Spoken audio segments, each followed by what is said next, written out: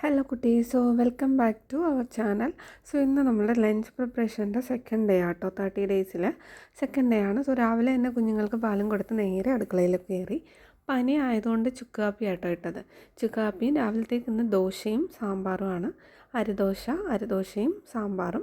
സാമ്പാർ ഞാൻ എളുപ്പത്തിന് വെക്കാൻ പറ്റിയ രീതിയിൽ ഇങ്ങനെയാണ് സാമ്പാർ എപ്പോഴും വെക്കുക. പരിപ്പ് വേവിച്ചിട്ട് പിന്നെ പച്ചക്കറി ഇട്ട് പൊടിയിട്ടിട്ട് വേവിച്ചെടുക്കും. പിന്നെ പൊന്നൂന് സ്നാക്സിന് ഇന്ന് പോപ്കോൺ ആയിരുന്നു. പിന്നെ ഉച്ചക്കലത്തേക്കുള്ള കാര്യങ്ങൾ സെറ്റാക്കാം. ചിക്കനാണെന്ന് വെക്കാൻ പോകുന്നത്. മീൻ കിട്ടിയിട്ടുണ്ടായിരുന്നില്ല, അങ്ങനെ ചിക്കൻ മേടിച്ചു. ചിക്കനും മാമ്പഴ പുളിശ്ശേരിയും. മാമ്പഴ പുളിശ്ശേരി ഇപ്പം മാങ്ങയുടെ സീസണൊന്നും അല്ല, പക്ഷേ ഇന്നലെ ഒരു പഴുത്ത മാങ്ങ കിട്ടിയപ്പോൾ ഇന്ന് മാമ്പഴ പുളിശ്ശേരി ഉണ്ടാക്കാമെന്ന് വിചാരിച്ചു. പിന്നെ ചിക്കൻ ഗ്രേവി ഇല്ലാണ്ട് ഒരു റോസ്റ്റ് പോലാണ് കേട്ടോ ഉണ്ടാക്കിയെടുത്തേക്കുന്നത്. പിന്നെ ചിക്കൻ്റെ കാലെടുത്തിട്ട് ഫ്രൈ ചെയ്തു. പിന്നെ പച്ചയത്തക്ക ഉണ്ടായിരുന്നു, പച്ചയത്തക്ക തോരനും. ഇന്നലത്തെ രസം വരുന്നത് ബാക്കി ചൂടാക്കിയെടുത്തു. ഇതാണ് ഇന്നത്തെ ലഞ്ചിന്. അപ്പോൾ പൊന്നൂസിനും എനിക്കും വേണ്ടിയിട്ട് ലഞ്ച് പാക്ക് ചെയ്യാണ്. ചോറും ചിക്കൻ കറിയും ചിക്കൻ കാലും പിന്നെ ഏത്തയ്ക്ക തോരനും പച്ചയേത്തയ്ക്ക തോരനും. പിന്നെ നമ്മുടെ മാമ്പഴ പുളിശ്ശേരി ഉണ്ട്, മാമ്പഴ പുളിശ്ശേരിയും ആണ് എടുക്കുന്നത്.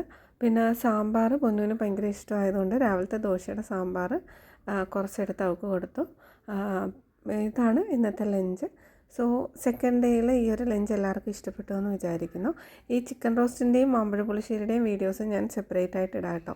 പിന്നെ രാവിലെ ഇത്രയും ആഹാരം ഉണ്ടാക്കുന്നതല്ല, പാക്ക് ചെയ്യുന്നതാണ് ഏറ്റവും വലിയ ബുദ്ധിമുട്ട്. ഓരോ പാത്രങ്ങൾ കണ്ടുപിടിച്ച് അതിനകത്തേക്ക് പാക്ക് ചെയ്യുന്നതാണ് ഏറ്റവും ബുദ്ധിമുട്ടായിട്ടുള്ള കാര്യം. ഇതെല്ലാം പാക്ക് ചെയ്ത് വെച്ചിട്ട് പൊന്നൂസിനെയും വിട്ട് കഴിഞ്ഞാൽ ഇനി എനിക്ക് റെഡിയായി പോയാൽ മതി. ഇത്രയേ ഉള്ളൂ. Bye bye.